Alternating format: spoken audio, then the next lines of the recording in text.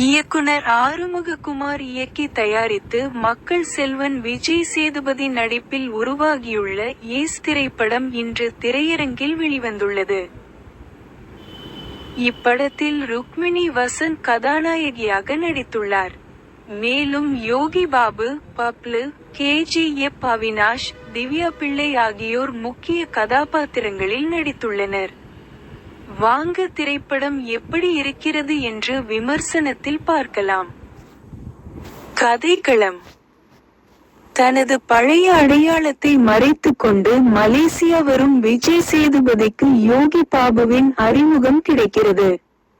அவர் மூலம் கல்பனா என்பவரின் ஹோட்டலில் விஜய் சேதுபதிக்கு வேலை கிடைக்க மறுபக்கம் கதாநாயகி ருக்மிணியுடன் சந்திப்பு ஏற்படுகிறது. முதலில் மோதலில் தொடங்கும் அவர்களுடைய அறிமுகம் பின் காதலாக மாறுகிறது.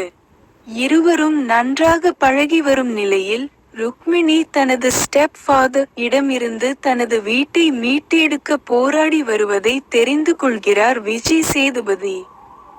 இதற்காக பல லட்சங்கள் தேவைப்படுகிறது. இந்த சமயத்தில் வில்லன் அவினாஷுடன் விஜய் சேதுபதி சூதாட்டம் ஆடுகிறார். தொடர்ந்து விஜய் சேதுபதி மட்டுமே வெற்றி பெறுகிறார். இதனால் அவரை தோற்கடிக்க சூதாட்டத்தில் ஏமாற்றி வெற்றி பெறுகிறார். இதனால் வில்லனிடம் விஜய் சேதுபதியை கடனாளி ஆக்குகிறார். இந்த கடனை ஒரு வாரத்திற்குள் திருப்பி தரவில்லை என்றால் கொன்றுவிடுவேன் என மிரட்டுகிறார்.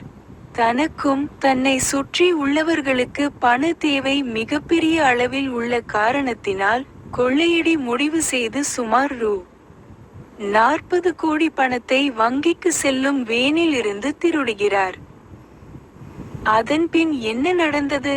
அவர்களுடைய பிரச்சனை அனைத்தும் தீர்ந்ததா, இல்லையா?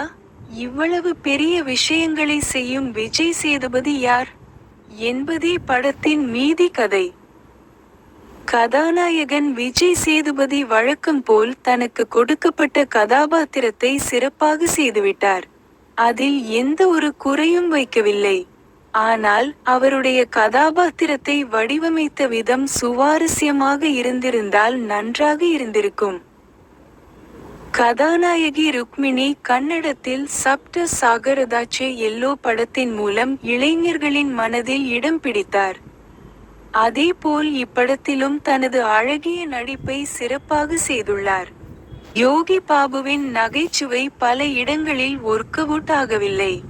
அதுவே இப்படத்திற்கு மிகப்பெரிய மைனஸ் பாயிண்டாக அமைந்துள்ளது. மேலும் திவ்யா பிள்ளை, பப்ளு, அவினாஷ் ஆகியோர் நடிப்பு நன்றாக இருந்தது.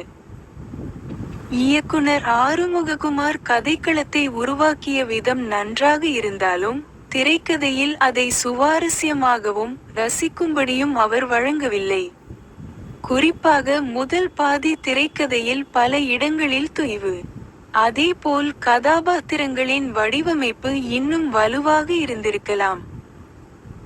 ஆனால் இரண்டாம் பாதியில் வரும் ஆக்ஷன் காட்சிகளும் ப்ரீ கிளைமாக்ஸ் மற்றும் கிளைமாக்ஸ் காட்சி சிறப்பாக இருந்தது.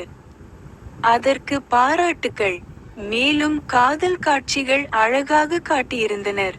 அதற்கு ஒளிப்பதிவாளர் கரனுக்கு பாராட்டு.